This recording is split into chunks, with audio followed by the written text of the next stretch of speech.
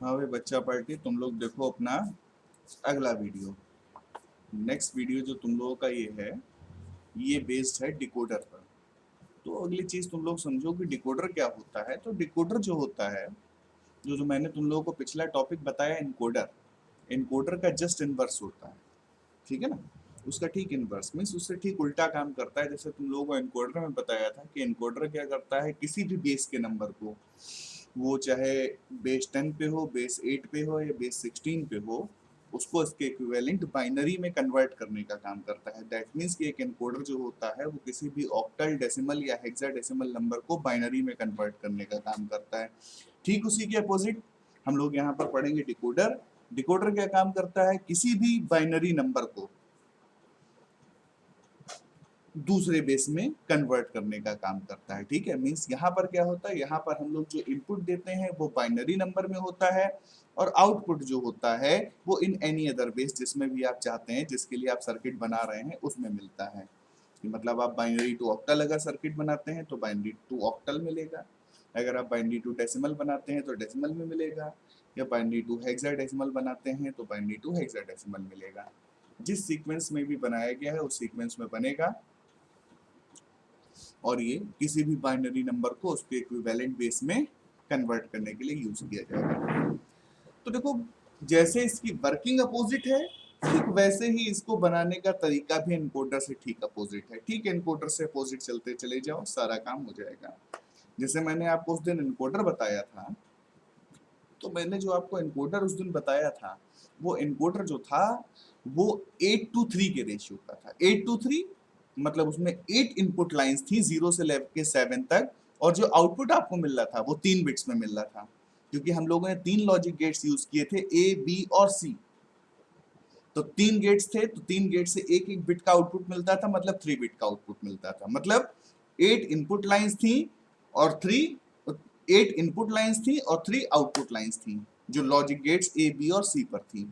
यहाँ पर ठीक उल्टा होगा, 3/8 का होगा। 3/8 का होगा मतलब 3 इनपुट लाइंस होंगी और 8 आउटपुट लाइंस होंगी। 3 to 8 का मतलब यही है, 3 input lines and 8 output lines. तो 3 इनपुट लाइंस और 8 आउटपुट लाइंस के लिए ये वर्क करेगा डिकोडर। ठीक है, मतलब हम लोग जो डिकोडर बनाने जा रहे हैं, वो हमारा जो डिकोडर है वो बाइनरी टू ऑक्टल है, क्योंकि 3 बिट्स, दैट मीन्स यहाँ पर 3 बिट्स जो होंगी वो बाइनरी में इनपुट कराई जाएंगी, और 3 बिट्स जो होते हैं, आप जानते हैं कि 3 बिट्स के अगेंस्ट हमको जो आउटपुट मिलेगा वो किस में होगा, ऑक्टल में ही होगा। तो 3 to 8 दैट मीन्स की बाइनरी टू ऑक्टल डिकोडर हमको बनाना है। ठीक है ना। तो बाइनरी टू ऑक्टल बनाने के लिए हमको क्या करना होगा, देखो इसने किया है, कहा है कि that is 3 bits input to 8 bits output. Is octal number can be written by using 8 digits from 0 to 7. ठीक है, ऑक्टल नंबर जो है वो कैसे लिखा जाएगा, 0 से लेके 7 तक के डिजिट से लिखा जाएगा। Hence you need to use 8 and gets to produce octal output. ठीक है, तो हमको क्या करना होगा, ऑक्टल आउटपुट प्रोड्यूस करने के लिए 8 एंड गेट्स की रिक्वायरमेंट होगी। वहां पर और गेट्स लगे थे, यहाँ पर एंड गेट्स लगेंगे, ठीक उल्टा काम चलेगा। तो यहाँ पर 8 एंड गेट्स लगेंगे क्योंकि 8 आउटपुट लाइंस होंगी, तो 8 एंड गेट्स का यूज होगा। The binary equivalent the binary equivalent of the digit 7 is 111। 111 है, दैट मीन्स की मैक्सिमम 3 बिट्स का ही हमको इनपुट की जरूरत पड़ेगी, क्योंकि ऑक्टल नंबर सिस्टम में सबसे बड़ा नंबर 7 है। अगर उसको 3 बिट्स में रिप्रेजेंट किया जा सकता है, दैट मीन्स उससे छोटा कोई भी नंबर हो उसको 3 बिट्स में रिप्रेजेंट किया जा सकता है। 3 बिट्स में रिप्रेजेंट किया जा सकता है, दैट मीन्स 3 इनपुट लाइंस की जरूरत होगी। तो 3 इनपुट लाइंस के लिए हम यहाँ पर क्या करेंगे, 3 इनपुट्स हम लोग यूज करेंगे जो होंगे ए बी और सी। 3 इनपुट्स को हम लोग यहाँ पर यूज कर लेंगे, 3 इनपुट्स हो जाएंगे ए बी और सी, और तीनों इनपुट्स ए बी और सी को लेने के बाद उसके बाद अपना काम जो है वो आगे शुरू किया जाएगा। तो क्या कह रहा है, in order to construct a logical circuit use the following steps. Circuit बनाने के लिए क्या स्टेप्स करने हैं, तो देखो सर्किट बनाने के लिए हमको क्या करना है, सर्किट बनाने के लिए हमको काम करना है ये कि सबसे पहले हम इसको ना बताकर आपको सीधे सीधे बता रहे हैं कि आप यहाँ पे क्या करेंगे इसको बनाने के लिए। तो इसको बनाने के लिए आप ये करो कि इसको बनाने के लिए आप सबसे पहले ये देखो, इसको बनाने के लिए सबसे पहले हम लोग क्या करेंगे, हमको 3 बिट्स का इनपुट चाहिए, तो हमने 3 इनपुट लाइंस बना ली। 3 इनपुट लाइंस बना ली, तो हमारी पहली इनपुट लाइन है ए, दूसरी इनपुट लाइन है बी और तीसरी इनपुट लाइन है सी। ये ए बी और सी, ये तीन की तीनों जो हो गई, ये तीन की तीनों हो गई हमारी इनपुट लाइंस, ठीक है ना। ये तीनों हमारी इनपुट लाइंस हैं, ए बी और सी, ये हो गई हमारी इनपुट लाइंस। तो इन इनपुट लाइंस को देखो, ये इनपुट लाइन है, दैट मीन्स कि ए एक इनपुट लाइन है, तो मतलब ये यहाँ पर जो ए है ये ए की इनपुट लाइन है। लेकिन उसके बाद आप देखो तो ए से एक इनपुट लाइन और अटैच की गई है और उसको आगे ऐड कर दिया गया है एक नॉट गेट से। तो नॉट गेट से क्यों अटैच कर दिया गया है? नॉट गेट से अटैच देखो इनको इसलिए किया गया है, वैसे ही बी में देखो आप, बी को भी नॉट गेट से अटैच किया गया है और सी को भी नॉट गेट से अटैच किया गया है। क्यों? इस वाली लाइन में ये ए से जुड़ा हुआ है, तो इसका मतलब है यहाँ पर ए की वैल्यू कितनी होगी? 1। लेकिन उसके बाद आगे क्या हुआ? उसके बाद आगे ये हुआ कि उसके बाद इसमें यहाँ पर ये होगा कि उस ए की वैल्यू शुरू में तो हो जाएगी हमारी यहाँ पर ए की वैल्यू 1, लेकिन ए की वैल्यू 1 होने के बाद आगे क्या होगा कि यहाँ पर ए की वैल्यू 1 है, बट ए की वैल्यू 1 होने के बाद जब आप यहाँ पर आओगे और ए से एक लाइन कनेक्ट कर दोगे तो यहाँ पर कितना आया? 1, क्योंकि ए की वैल्यू 1 है, तो 1 वाली लाइन से अगर आपने इस लाइन को कनेक्ट किया है तो यहाँ पर भी कितना है? 1। लेकिन जब वो 1 इस नॉट गेट से पास होगा, तो आप जानते हो नॉट गेट जो है वो सिग्नल को रिवर्स कर देता है, तो यहाँ पर जो 1 आएगा वो 1 यहाँ पर आने के बाद इस नॉट गेट से क्या बन जाएगा? 0 बन जाएगा, क्योंकि नॉट गेट जो है वो 1 के अगेंस्ट 0 और 0 के अगेंस्ट 1। इसीलिए नॉट गेट को आपने पढ़ा होगा that the not gate is also known as inverter. Invert करने का काम करता है, दैट मीन्स उल्टा करने का काम करता है। जैसे आपके घर का इन्वर्टर होता है, वो भी क्या करता है? इलेक्ट्रिसिटी को इन्वर्ट ही करता है। जब एसी करंट आ रही होती है तो उसको डीसी में चेंज करके बैटरी पर स्टोर करता जाता है, और जब लाइट चली जाती है तो वो वापस डीसी को क्या करता है? एसी में कन्वर्ट करता है, और एसी में कन्वर्ट करके आपके घर में सप्लाई देता जाता है। तो वो भी कंटिन्यूअसली क्या करता है? इलेक्ट्रिक सिग्नल्स को इन्वर्ट करता रहता है। ठीक वैसे यहाँ पर जो नॉट गेट है ये भी क्या करता है? इनपुट सिग्नल्स को इन्वर्ट करता रहता है। ठीक है, तो ए की वैल्यू यहाँ से जो जाएगी 1, वो यहाँ पर आकर क्या हो जाएगी? 0। दैट मीन्स आप कह सकते हैं कि इस वाली लाइन में ए की जो वैल्यू है वो 1 है, लेकिन इस वाली लाइन में ए की जो वैल्यू होगी वो क्या होगी? 0 होगी। ऐसे ही अगले वाले में भी यहाँ पर बी के लिए इस लाइन में जो वैल्यू होगी, इस लाइन में बी की वैल्यू होगी 1, लेकिन फिर यहाँ से हमने ये नॉट गेट कनेक्ट कर दिया, तो इस वाली लाइन में बी की वैल्यू क्या होगी? 0। वैसे ही इस वाली लाइन में भी सी की वैल्यू होगी 1, लेकिन इस वाली लाइन को हमने नॉट गेट से कनेक्ट कर दिया, तो इस वाली लाइन में सी की वैल्यू जो होगी, सी की वैल्यू होगी 0। ठीक, अच्छा, अब उसके बाद हमको क्या करना था? उसके बाद हमको मैंने बताया था कि 0 से लेके 7 तक टोटल 8 एंड गेट्स जो हैं वो इस सर्किट से कनेक्ट करने हैं। लेकिन ये जो 8 एंड गेट्स कनेक्ट करने हैं, आप 8 एंड गेट्स पहले बना सकते हैं, लेकिन अब उसके बाद आती है कि इन 8 एंड गेट्स के कनेक्शंस हम लोग किस तरह से करेंगे। पहले 8 एंड गेट्स आप बना लीजिए, फिर उनकी आप नंबरिंग कर सकते हैं 0 से लेके 7 तक लाइन से। टोटल 8 बनेंगे। पहला वाला 0 से शुरू होगा, 1 2 3 4 5 6 7। Actually these numberings are octal bits, octal numbers 0 1 2 3 4 5 6 7। तो ऑक्टल नंबर्स हैं जो 8 एंड गेट्स पे हमने लिख दिए। अब सिर्फ एक चीज और बचती है सर्किट को बनाने में कि सभी गेट्स के कनेक्शंस किस तरह से किए जाएंगे। तो देखो भाई, समझो कि सभी गेट्स के कनेक्शंस किस तरह से किए जाएंगे। गेट्स के कनेक्शंस जो हैं, गेट्स के कनेक्शंस करने का तरीका जो है सिंपल सा है कि गेट्स के कनेक्शंस कैसे किए जाएंगे। गेट्स के कनेक्शंस ऐसे किए जाएंगे कि कल हम लोगों ने एक टेबल बनाई थी एनकोडर को पढ़ते समय, जो टेबल थी ऑक्टल टू बाइनरी। बस अब आप उसकी उल्टी टेबल बना लीजिए, बाइनरी टू ऑक्टल, या कहो उसी टेबल को आप उल्टा कर लीजिए। तो अगर उसी टेबल को आप उल्टा कर लेते हैं तो अब आप यहाँ पर देखिए, 0 जो ऑक्टल होता है, 0 ऑक्टल के इक्विवेलेंट उसका बाइनरी इनपुट क्या होता है? 0 0 0। अब यहाँ पर भी आप सेम वही काम कर लीजिए। ये जो पहला वाला कॉलम है, इस पहले वाले कॉलम को मान लीजिए कि ये है A। दूसरे वाले कॉलम को यहाँ पर भी मान लीजिए कि दूसरा वाला कॉलम है B, और और जो तीसरा वाला है उसको मान लीजिए कि तीसरा वाला कॉलम है सी। तो भाई यहां से अगर देखो तो जीरो के लिए जो ऑक्टल आउटपुट जीरो है, जीरो के लिए इनपुट क्या होने चाहिए, ए भी जीरो होना चाहिए, बी भी जीरो होना चाहिए और सी भी जीरो होना चाहिए। तो मतलब ऑक्टल आउटपुट जीरो फाइंड करने के लिए ए की वैल्यू भी जीरो होनी चाहिए, बी की वैल्यू भी जीरो होनी चाहिए और सी की वैल्यू भी जीरो होनी चाहिए। इसका मतलब ये हुआ कि हमारा वो एंड गेट जिस पर हमको जीरो वैल्यू मिल रही है, वो एंड गेट ए में किस लाइन से कनेक्ट होगा, जीरो से, बी में भी किस लाइन से कनेक्ट होगा, जीरो से, और सी में भी किस लाइन से कनेक्ट होगा, जीरो से। तो ऊपर देखो हमने क्या किया, ए की इस वाली लाइन में कितना आ रहा था, वन, लेकिन इस वाली लाइन में कितना आ रहा है, जीरो।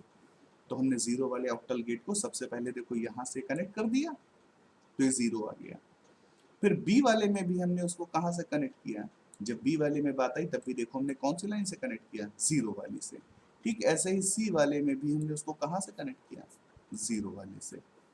तो जो हमारा ये जो पहला एंड गेट था जिस पर हमको ऑक्टल बिट जीरो मिल रही थी, उसको देखो हमने ए में भी किससे कनेक्ट किया, जीरो से, बी में भी किससे कनेक्ट किया, जीरो से, और सी में भी किससे कनेक्ट किया, जीरो से। तो हमको आउटपुट में मिल जाएगा जीरो। ठीक इसी तरह से किसी भी और बिट के कनेक्शन हो सकते हैं, सभी कैसे ही होंगे।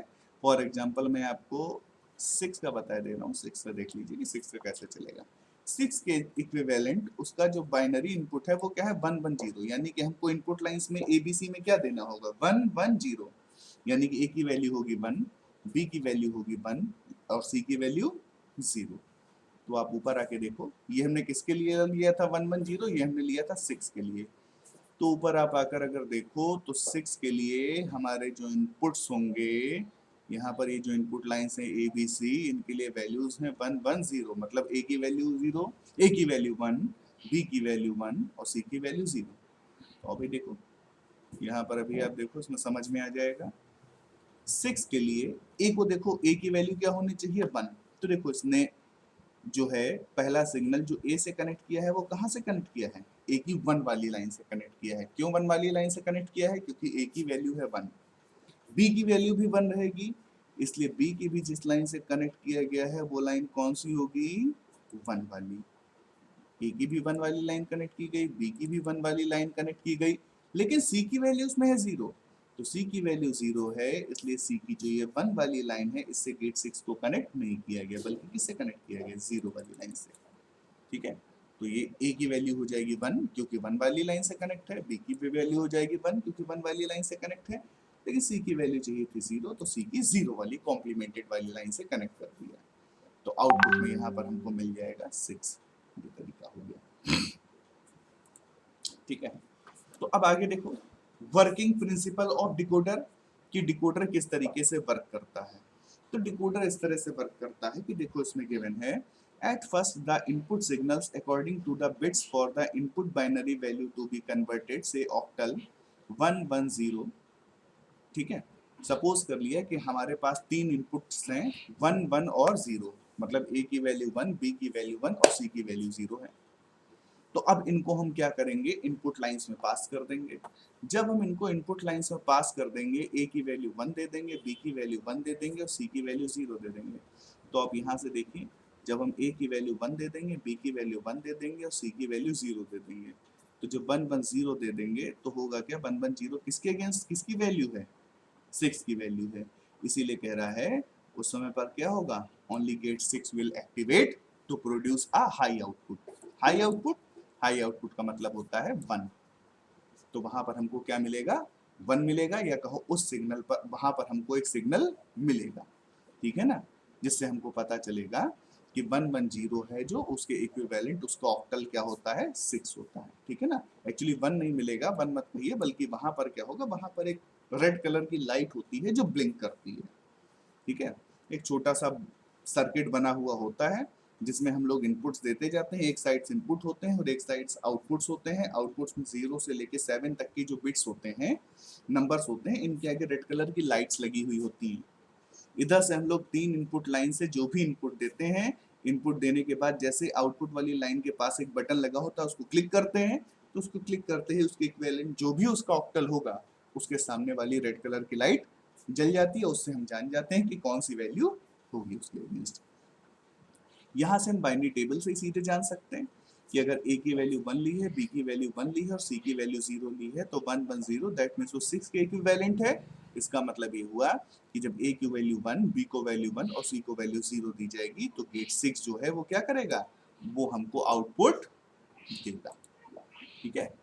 इसी तरह से अगर आप कोई और वैल्यू भी देते हैं, अगली वैल्यू सपोज करिए आपने 1 0 0 दे दिया, तो अगर आप 1 0 0 देंगे तो 1 0 0 किसके इक्विवेलेंट है, 4 के इक्विवेलेंट है ऑक्टल में। तो जब आप 1 1 0 देंगे तो देखिए 4 में अगर आप देखिए तो 4 में a जो है वो 1 से कनेक्टेड है और b जो है वो 0 से कनेक्टेड है और जो c है वो भी किससे कनेक्टेड है, 0 से कनेक्टेड है। तो 1 0 0 के अगेंस्ट यहाँ पर वैल्यू कितनी मिल जाएगी, 4 मिल जाएगी। ठीक है ना। तो इस तरह से जो होता है वो एक डिकोडर काम करता है और किसी भी बाइनरी नंबर को उसके इक्विवेलेंट ऑक्टल में कन्वर्ट करता है। ठीक है। इसी तरीके से जैसे मैंने तुमको बाइनरी टू ऑक्टल बताया, ठीक इसी तरह से बाइनरी टू डेसिमल या बाइनरी टू हेक्साडेसिमल को भी क्रिएट किया जा सकता है। अब देखो बाइनरी टू डेसिमल या बाइनरी टू हेक्साडेसिमल जब आप क्रिएट करने चलेंगे तो उसमें आपको किस चीज की जरूरत होगी, पहले समझिए।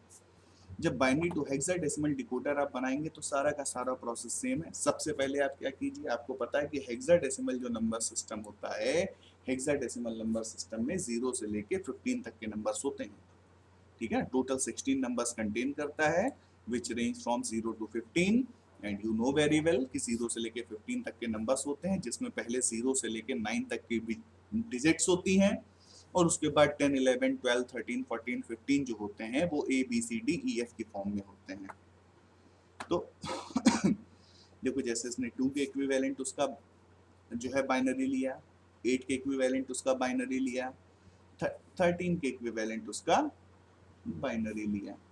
ठीक है ना। तो सबको उनके इक्विवेलेंट बाइनरी में कन्वर्ट कर दिया गया और सबको उसके इक्विवेलेंट बाइनरी में कन्वर्ट करने के बाद अब इसने क्या कहा, use 4 input lines A B C। ठीक है ना। जब आप बाइनरी टू हेक्साडेसिमल बनाओगे तो बाइनरी टू हेक्साडेसिमल बनाने पर 4 बिट्स में आपका काम चल जाएगा। ठीक है ना। 4 बिट्स में आपका काम हो जाएगा क्योंकि अगर आप 15 को भी देखोगे तो जो 15 होता है सबसे बड़ा नंबर हेक्साडेसिमल नंबर सिस्टम में 15 होता है। 15 को भी अगर आप देखो तो 1 1 1 1 काम कर जाएगा क्योंकि ये 1 होगा, ये 2 होगा, ये 4 होगा और ये 8 होगा। तुम लोगों को पढ़ाया होगा सर ने कि इनका इवैल्यूएशन कैसे शुरू करते हैं, 2 to the power 0 that means 1, 2 to the power 1 मतलब 2, 2 to the power 2 मतलब 4, 2 to the power 3 मतलब 8। तो 8 4 12, 12 2 to 14, 14 और 1 15 दैट मींस मैक्सिमम जो नंबर होता है 15 उसके इक्विवेलेंट उसका बाइनरी क्या है 1 1 1 1। तो दैट मींस कि 4 बिट्स में हमारा जो है वो हेक्साडेसिमल डिकोडर के लिए सर्किट बन जाएगा। दैट मींस यहाँ पर इनपुट लाइंस जो होंगी वो कितनी होंगी, 4 होंगी। ऊपर जो हमने पढ़ा था वहां पर इनपुट लाइंस 3 थी A B C, लेकिन जब आप हेक्साडेसिमल वाला बनाओगे तो आपकी इनपुट लाइंस जो है वो 4 हो जाएंगी, A B C और अगली इनपुट लाइन जो है वो D के लिए भी हो जाएगी। बाकी सारा काम जो है वो बनाने का सेम रहेगा एज इट इज। ठीक है। तो इस तरह से सब लोग उसको करो, हेक्साडेसिमल वाला खुद से बना के देखो, अगर ना आए तो मुझे बताना।